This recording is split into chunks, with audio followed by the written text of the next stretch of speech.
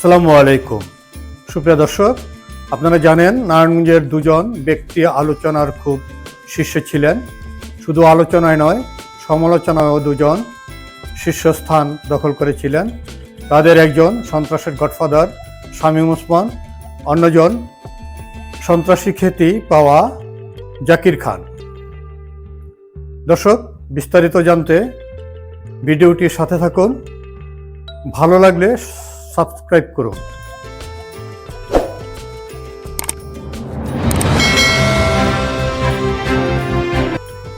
শিল্প ও বাণিজ্য নগরী নারায়ণগঞ্জ একসময় সন্ত্রাসের গডফাদারের নগর হিসেবে ব্যাপক পরিচিতি পেয়েছিল। গডফাদারের ভয়ে অনেকে আতঙ্কে থাকত, অনেক ব্যবসায়ী ছিল অসহায়। চাঁদাবাজি, টেন্ডারবাজি, বাড়ি দখল, জমি দখল, পরিবহন সেক্টর নিয়ন্ত্রণ, মানুষকে মানসিক ও শারীরিক নির্যাতনের মাধ্যমে রাজত্ব কায়েম করেছিল আওয়ামী লীগের তৎকালীন এমপি জনস্বীকৃত গডফাদার শামীম ওসমান। জনশ্রুতি আছে অয়ন ওসমান, আজমিরি ওসমান ও শাহ নিজামের আলাদা 3টি টর্চার সেল ছিল। চাঁদা আদায়, জমি দখল সহ বিভিন্ন বিষয়ে ভুক্তভোগীদের টর্চার সেলে নিয়ে অমানবিক নির্যাতন করা হতো। ওদের নির্মম নির্যাতনে মৃত্যুর ঘটত অনেকের দাবি।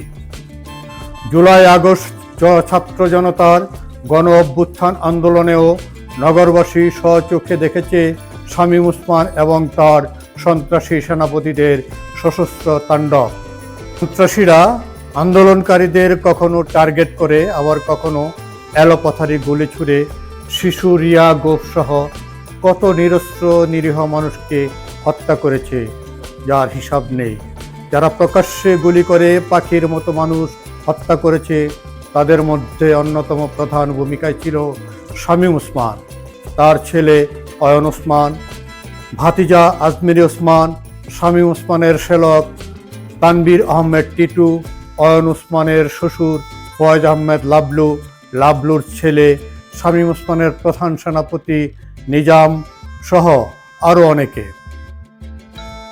5 আগস্ট স্বৈরাচারী শেখ হাসিনা সরকারের পতনের পর শেখ হাসিনা যেমন দেশ ছেড়ে পালিয়ে গেছে, তেমনি গডফাদার শামীম ওসমান এবং তার সাঙ্গপাঙ্গরাও পালিয়েছে।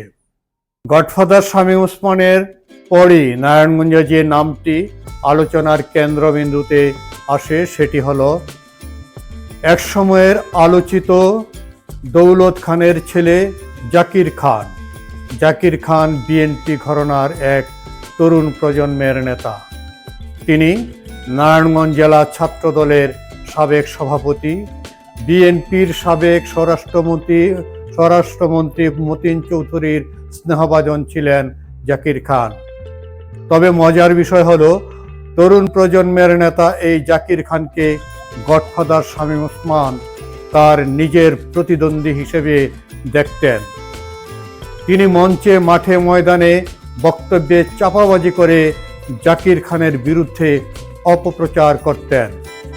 তার অপপ্রচারে যেটি প্রাধান্য পেয়েছিল সেটি হলো, খুব দাপটের সাথে বলতেন, নিষিদ্ধ পল্লীর টাকায় বেগম খালেদা জিয়াকে শাড়ি উপহার দিয়েছেন জাকির খান। সাধারণ মানুষ তখন বিব্রত হতো। গডফাদার শামীম ওসমানের এমন অপপ্রচার চাউর হতো তৎকালীন আওয়ামী লীগ ঘরানার লোকদের মুখে মুখে। তরুণ নেতা জাকির খানের ইমেজ নষ্ট করার লক্ষ্যে শামীম ওসমান যে বিষক্তি আজ ছড়াতেন, তাতে কি তিনি সফল হয়েছিলেন?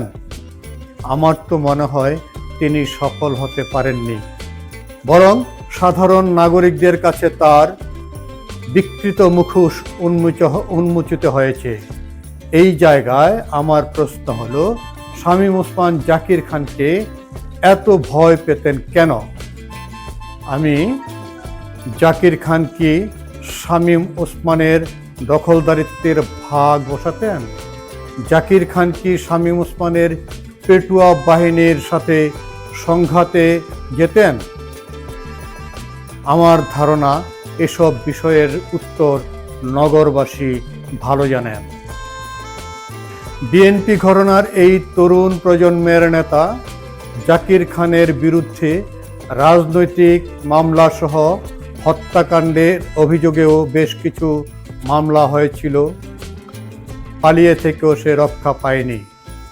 র্যাব তাকে গ্রেপ্তার করলে দীর্ঘ সময় কারাভোগ করেন। তারপর একে একে কিছু মামলা নিষ্পত্তি ও কিছু মামলায় জামিন পান এই নেতা। তারপর মাস দুয়েক আগে কারাগার থেকে মুক্তি পান জাকির খান। যেদিন কারাগার থেকে বেরিয়ে আসেন সেদিন কয়েক হাজার ভক্ত ও সমর্থক জাকির খানকে অভিনন্দন ও শুভেচ্ছা জানাতে গিয়েছিলেন। দীর্ঘ সময় কারাগারে থেকেও তিনি যে জনপ্রিয়তা হারাননি সেটি ছিল দেখার মতো। সম্প্রতি জাকির খান নারায়ণগঞ্জ প্রেস ক্লাবে হাজির হয়ে নবনির্বাচিত কার্যকরী কমিটির সাথে সৌজন্য সাক্ষাৎ করেছেন। সেখানে উপস্থিত সাংবাদিকদের বলেছেন নারায়ণগঞ্জকে পরিচ্ছন্ন ও শান্তির শহর গড়ে তুলতে চান তিনি। তার এসব কাজে সাংবাদিক সমাজের সহযোগিতা ও প্রত্যাশা করেন। তার প্রত্যাশার প্রতি সম্মান দেখিয়ে নারায়ণগঞ্জ প্রেস ক্লাবের নবনির্বাচিত সভাপতি আবু সাউদ মাসুদ সকল সাংবাদিকদের পক্ষ থেকে জাকির খানকে আশ্বাস দেন তার সকল ভালো কাজের সমর্থন এবং সহযোগিতা করা হবে। দর্শক, এখন এ পর্যন্তই। ভালো থাকবেন। আল্লাহ হাফেজ।